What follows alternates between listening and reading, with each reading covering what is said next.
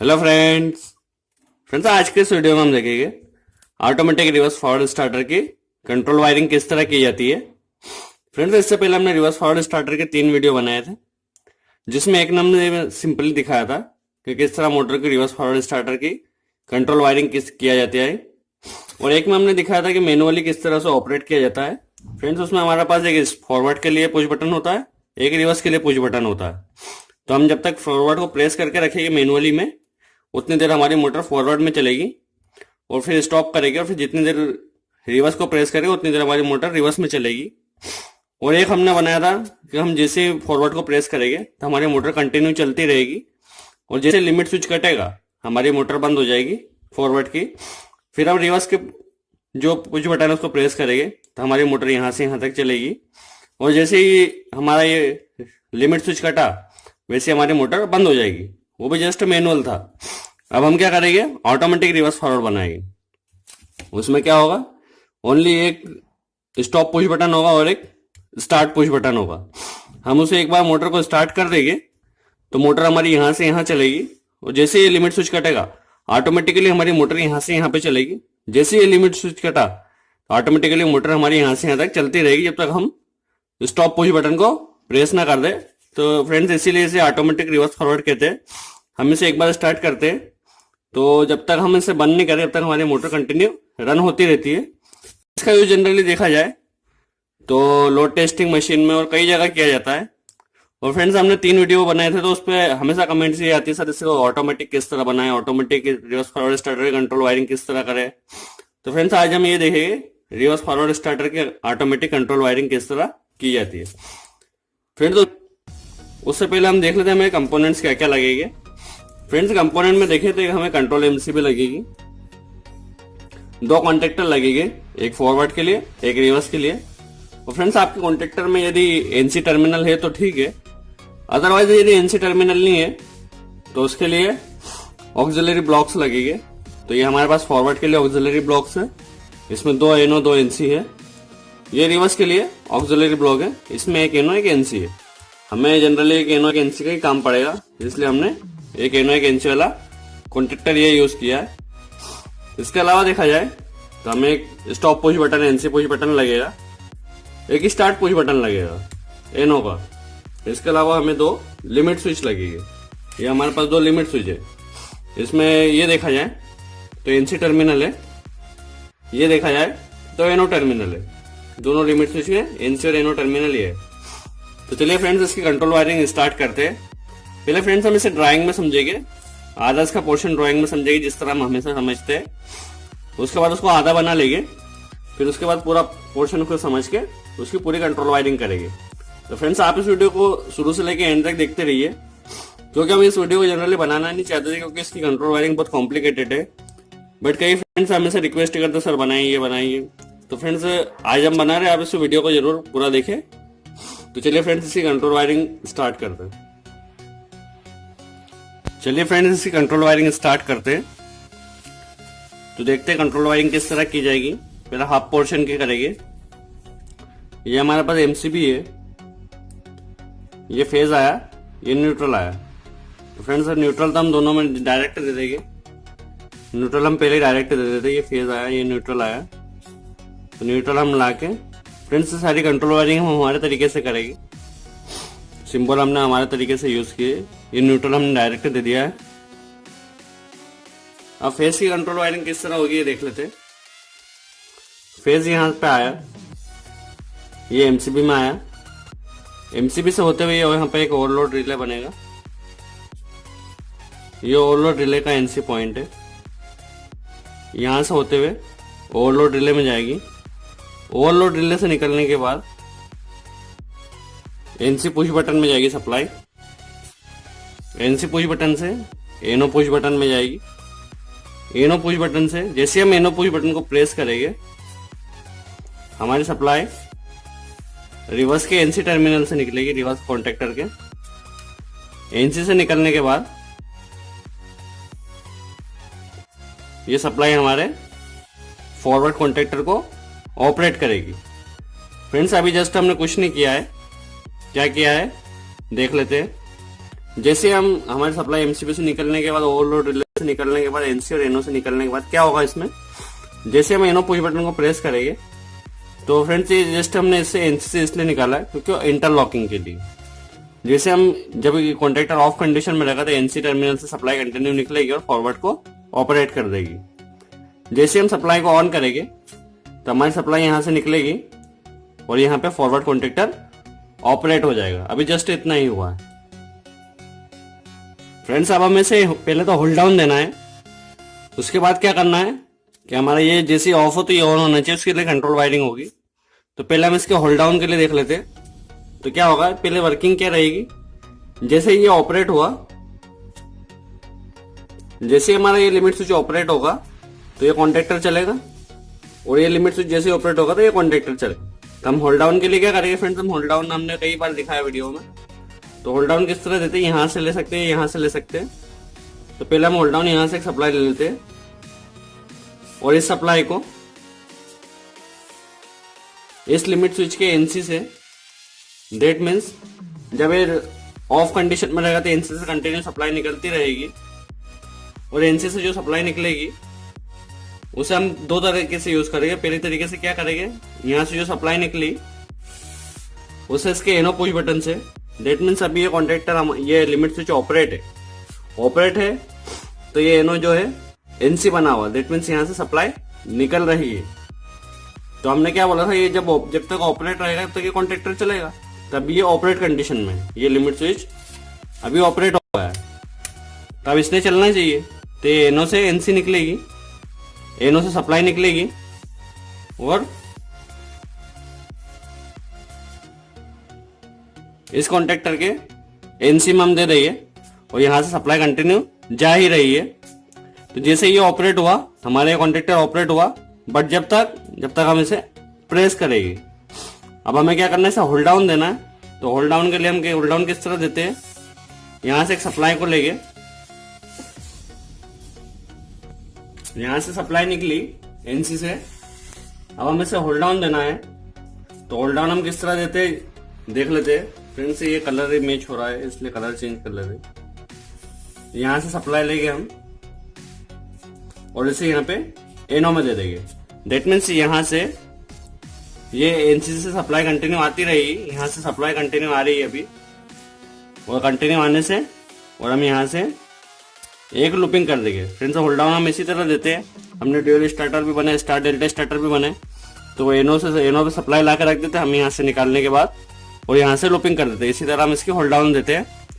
तो फ्रेंड्स अभी क्या होगा, जैसे हमारा ये लिमिट स्विच ऑपरेट हुआ, ये लिमिट स्विच को ऑपरेट होते हमारा ये कॉन्ट्रैक्टर ने ऑपरेट होना चाहिए। अभी इसके बारे में हमने कुछ भी नहीं किया है। जैसे ये लिमिट स्विच ऑपरेट हुआ तो हमारा कॉन्ट्रैक्टर ऑपरेट होना चाहिए।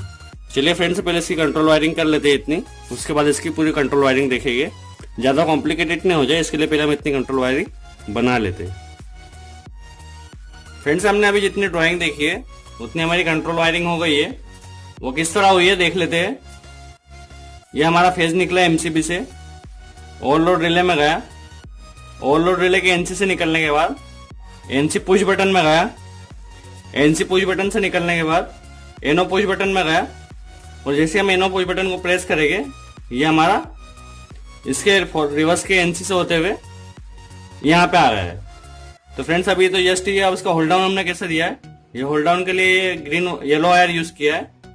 इसे इस लिमिट स्विच के एनसी से निकाला है। एनसी से निकालने के बाद इससे एनसी से रेड वायर निकला इस केबल से, जो इस केबल से होते हुए इस लिमिट स्विच के एनो पॉइंट में गया है। इस एनो पॉइंट से निकलने के बाद ये यहां से निकला, दैट मीन्स ये जब भी हमारा ऑपरेट होगा तो हमारा ये कॉन्ट्रैक्टर ऑपरेट हो जाएगा। इसके एनो से घुमाया हमने और ये रेड वायर यहाँ पे दे दिया हमने। तो ये दोनों वायर यहाँ पे कनेक्ट हो गए, एक तो इससे निकलने के बाद और लिमिट स्विच के एनो से निकलने के बाद दो वायर यहाँ पे आ गए। जैसे हमारा कॉन्ट्रैक्टर जब हमारा बंद है तो ये सप्लाई कंटिन्यू निकलती रहेगी और हमारे कॉन्ट्रैक्टर को ऑपरेट करेगी।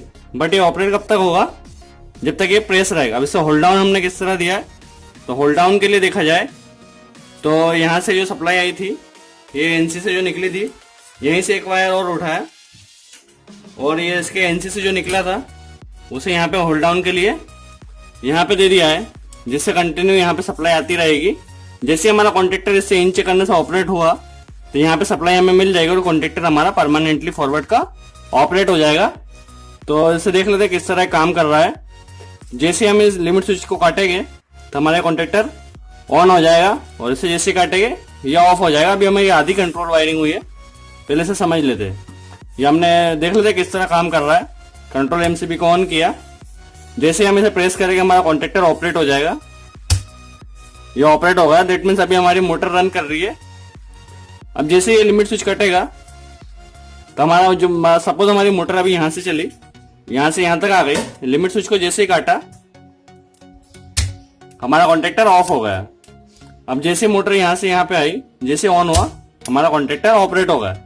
फ्रेंड्स आधी ही कंट्रोल वायरिंग हुई है अभी, अब आधी और कर लेते हैं, जिससे हम क्या करेंगे, जैसे मोटर यहां से यहां पे आएगी, ये लिमिट स्विच सपोज हमारी मोटर यहां से यहां पे आई, ये लिमिट स्विच जैसे कटा तो इसने बंद होना चाहिए और इसने चालू होना चाहिए। इसकी इंटरलॉकिंग किस तरह करेंगे उसकी कंट्रोल वायरिंग हम पहले बना लेते हैं, उसके बाद हम पहले ड्राइंग में देख लेते हैं, उसके बाद से कंट्रोल वायरिंग पूरी बनाएंगे। चलिए फ्रेंड्स उसकी ड्राइंग समझ लेते हैं किस तरह करेंगे।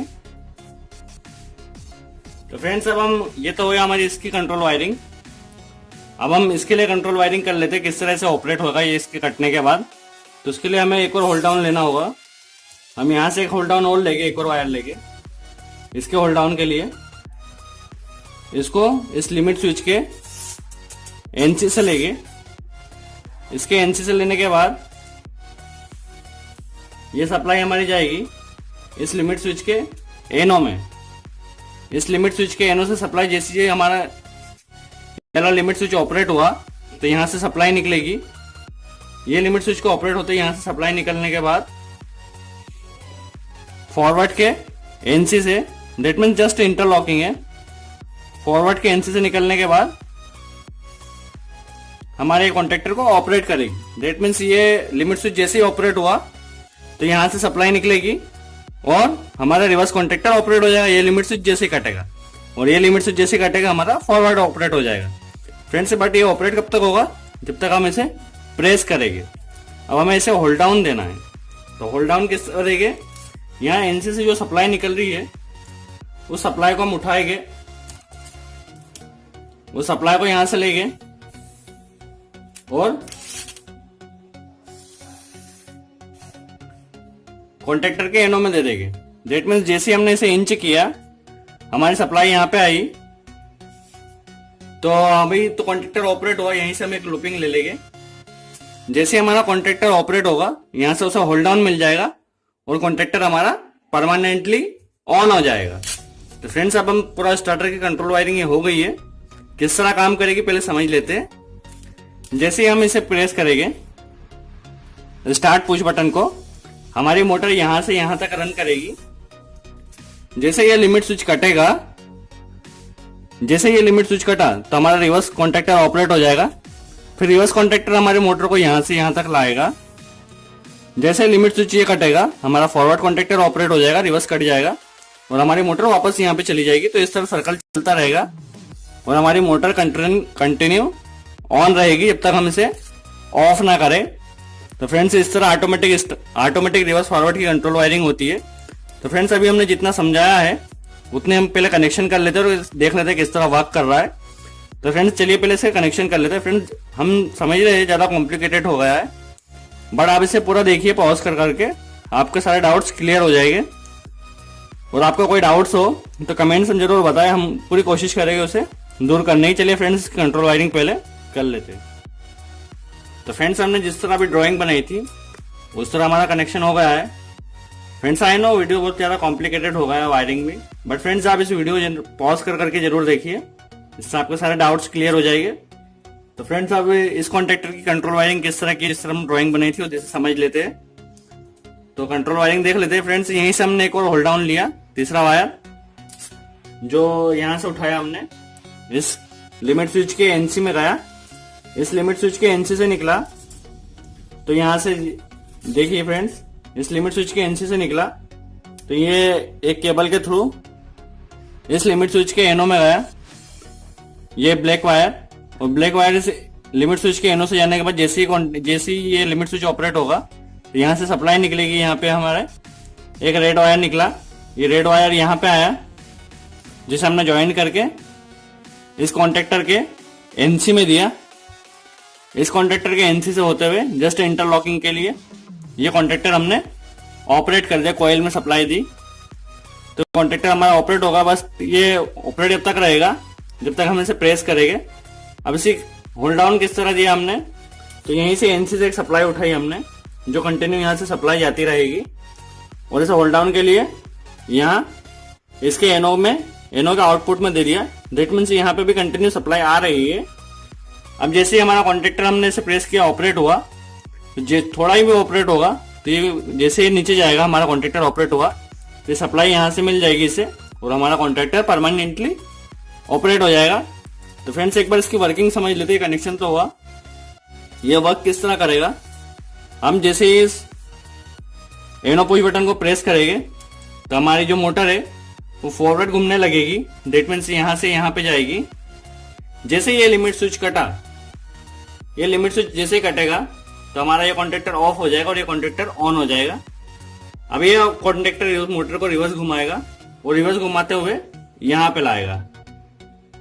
अब जैसे ही हमारा यहाँ पे मोटर आ गई, ये लिमिट स्विच हमारा जैसे ही कटा तो हमारी ये मोटर यहाँ कॉन्टेक्टर ऑपरेट हो जाएगा और ये ऑफ हो जाएगा। अब हमारी मोटर फॉरवर्ड में घूमने लगेगी।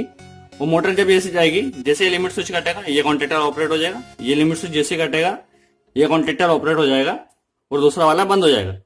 तो फ्रेंड्स हमारी कंट्रोल वायरिंग बन गई है। इसे जस्ट समझ लेते हैं, इसे ऑपरेशन इसका परफॉर्म कर लेते। हमने कंट्रोल एमसीबी को ऑन किया। अब हम जैसे इस एनो पुश बटन को प्रेस करेंगे हमारा फॉरवर्ड कॉन्टेक्टर ऑपरेट होने लगेगा। तो फ्रेंड्स देख लेते हैं, जैसे ही इसे प्रेस करेंगे हमारा फॉरवर्ड कॉन्टेक्टर ऑपरेट होगा। अभी कब तक रन करेगा, अभी सपोज हमारी मोटर ऑपरेट होने के बाद मोटर यहाँ से यहाँ तक रन करी, वो मोटर यहाँ पे जैसे ही पहुंची हमारा ये लिमिट स्विच कट जाएगा। ये लिमिट स्विच जैसे ही कटा हमारा फॉरवर्ड ऑफ हो गया और रिवर्स ऑन हो गया। अब हमारी मोटर यहाँ से यहाँ पे चलेगी। हमारी मोटर जैसे ही यहाँ पे आई हमारा रिवर्स ऑफ हो जाएगा, लिमिट स्विच जैसे ही कटेगा और फॉरवर्ड ऑन हो जाएगा। देख लेते हैं। तो फ्रेंड्स ये हमारा ऑन हो गया। अब मोटर जिस तरह कंटिन्यू ये परफॉर्म ऑपरेशन चलता रहेगा जितनी भी देर होगा। तो फ्रेंड्स इस तरह रिवर्स फॉरवर्ड का ऑटोमेटिक स्टार्टर बनाया जाता है। फ्रेंड्स थोड़ा सा कॉम्प्लिकेटेड हो गया इसकी वायरिंग, बट आप इसे पॉज करके जरूर देखिए, आपके सारे डाउट्स क्लियर हो जाएंगे किस तरह हमारा मोटर रन करेगी फॉरवर्ड में और किस तरह रिवर्स में। इससे पहले भी हमने फ्रेंड्स 3 वीडियो बनाए हैं, आप उन्हें भी जरूर देखिए, उनके लिंक हम डिस्क्रिप्शन में दे देंगे। तो फ्रेंड्स आज के लिए इतना ही। आपके कोई भी डाउट्स हो तो कमेंट्स बॉक्स में जरूर लिखें। फ्रेंड्स आज के लिए इतना ही। Thanks friends.